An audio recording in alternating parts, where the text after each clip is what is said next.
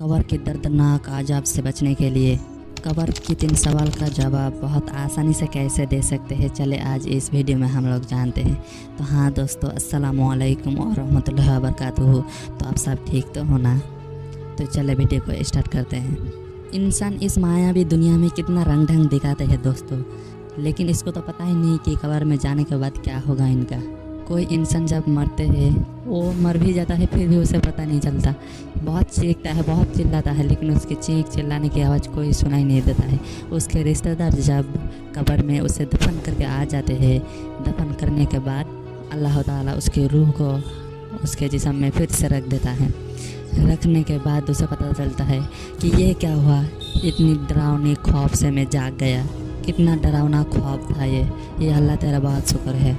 लेकिन उसे पता ही नहीं कि वो मर गया है। फिर कुछ देर बाद उसे पता चलता है कि मेरी तो मौत हो गई है। उस कब्र में 2 फरिश्ते नामते हैं और वो फरिश्ता कब्र को चीर कर अंदर जाकर फरिश्ता पहला सवाल पूछता है, मन रब्बुका, तेरा रब कौन है? फिर वो इंसान बोलता है कि मुझे नहीं पता मेरा रब कौन है। फिर फरिश्ता पूछता है कि माँ दीन का, तेरा दिन क्या है? फिर वो इंसान कहता है, मैंने तो कभी सुना ही नहीं दिन के बारे में। पार्टी की, यास करा, घूरा फिरा, घूमा, बहुत कुछ किया, लेकिन दिन के बारे में तो मैंने कभी नहीं सुना। दिन के बारे में नहीं पता मुझे।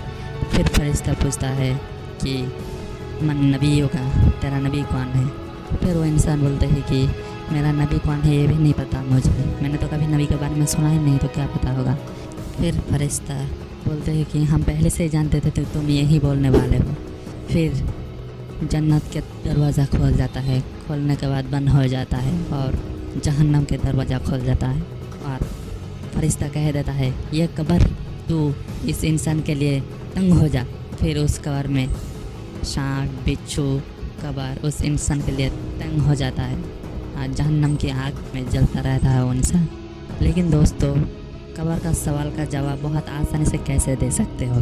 तो सुने, कब्र का सवाल बहुत आसानी से देने के लिए दुनिया में अल्लाह के रास्ते पे जो चलेगा, अल्लाह की नाफरमानी जो नहीं करेगा और जो इस्लाम के रास्ते चलेगा, जो इस्लाम के रास्ते ज़िंदगी गुजरेगा और जो मोहम्मद सल्लल्लाहु अलैहि वसल्लम की मोहब्बत को दिल में बैठा के रखेगा, वही एक इंसान कब्र में बहुत आसानी से सवाल का जवाब दे सकता है। फिर जब वो इंसान शहीद हो जाता है, शहीद होने के बाद दुनिया से जब गुजर जाता है, तब उसके रिश्तेदार उसको कब्र में दफन करके आते हैं। दफन करके आने के बाद फिर से 2 फरिश्ता उसकी कब्र में उतरते हैं।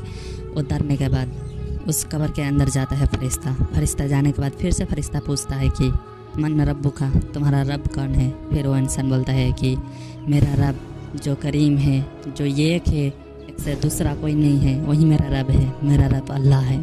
फिर से वो फरिश्ता पूछता है कि मन दीनों का, तुम्हारा दिन क्या है? फिर वो इंसान बोलते हैं कि मेरा दिन इस्लाम है, मैं इस्लाम के रास्ते पे हूँ।